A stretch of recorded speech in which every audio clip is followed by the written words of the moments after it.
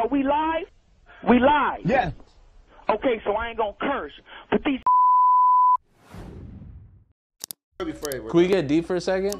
Let's get deep. Pause. When was the last time you were depressed? Blazzy Oh, on yeah, that's a jumper good for question. A change. For sure, the most obvious time that anyone would guess that I was depressed. What was going through your mind though? Was it guilt? Was it like, man, fuck these fools, I'm gonna show them? A little bit of both? Yeah, it was definitely like, holy shit, you should never trust anyone ever again. Type shit. This is completely off topic, man, but what the fuck does Lush have on his head? Why does he have a thong as a hat strap, nigga? At the little back part of your hat. What is that? And then secondly, why is your knees out up here, then your legs and shins hanging out right there? What you got on, brother? Like, what do you got on, nigga? You look like a streetwalker. I'm thinking about a portly crip with a fancy blue hat when I say that, to be totally honest. But like, just in general, it made me feel like, damn, like, why did I take so many chances? Why did I like try? This nigga Lush, 50 years old, dressed like he dressed like a reject.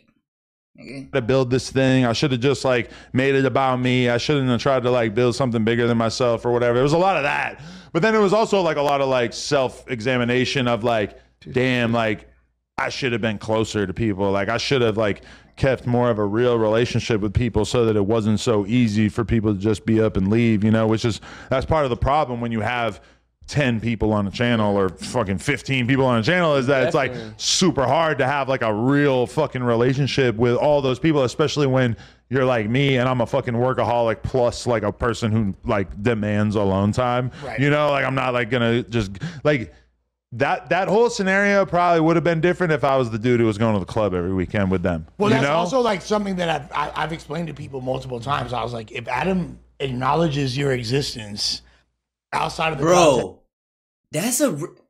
bro, I'm sorry if that's swag in LA. I was like, if Adam acknowledges your existence, what the fuck is that? What kind of hat? If that's how the hat, okay, listen, that hat could be cool if he turned it around, but it being on the front of your head like that shit is diabolical, nigga. Outside of the context of the podcast, he must fuck with you. Turn the hat around at least. Talking on camera, and like people like my girl doesn't take podcasting seriously.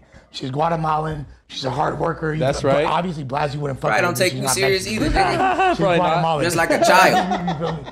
But you feel me? That's my world right there. It's your queen. Mundo. That's my queen. You feel me? We got big news coming from him and his queen. You feel me? Big news coming. Nah. What? Hey, don't worry about it. He got a ring on his finger. Don't worry about nothing. You're the mean. Don't worry about it, motherfucker. Mrs. Lush. No. Mrs. Lush. I guess she do take him serious. Shit. Just with that being said, they're getting a dog. Congrats. We have 2 cats. Nah. Dog gonna eat the cat. Chester and Gibby. With that being said, she doesn't.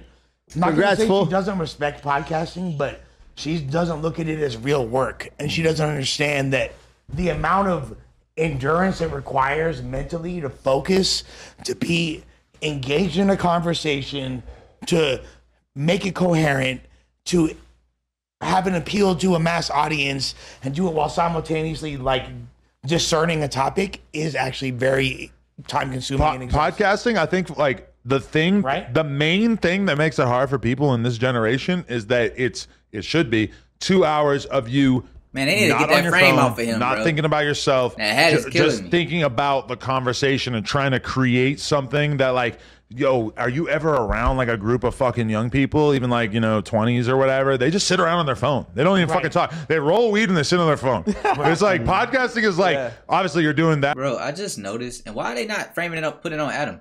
He's talking. But bro, I just noticed, look at this bottle. It say piss on it. I don't know what it say on the top. It say something else, but they got a bottle of piss right there. That's fried.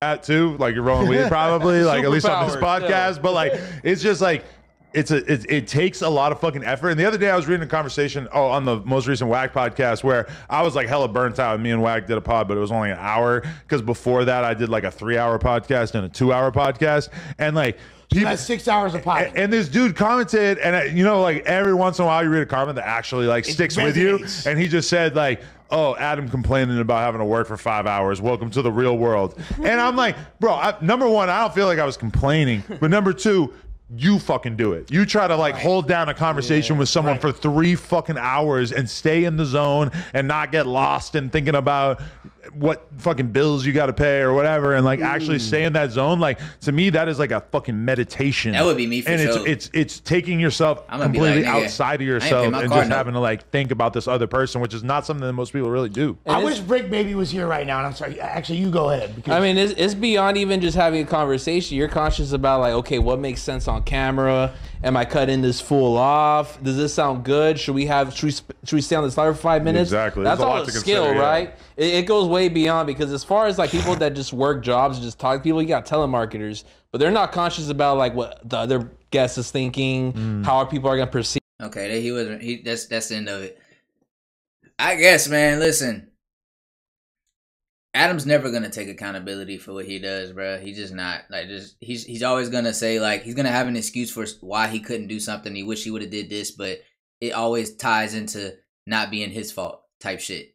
But anyway, man, all I know is I'm winning any motherfucking way. I can't lose. Shit, you can shoot me, but you can't kill me. My nigga.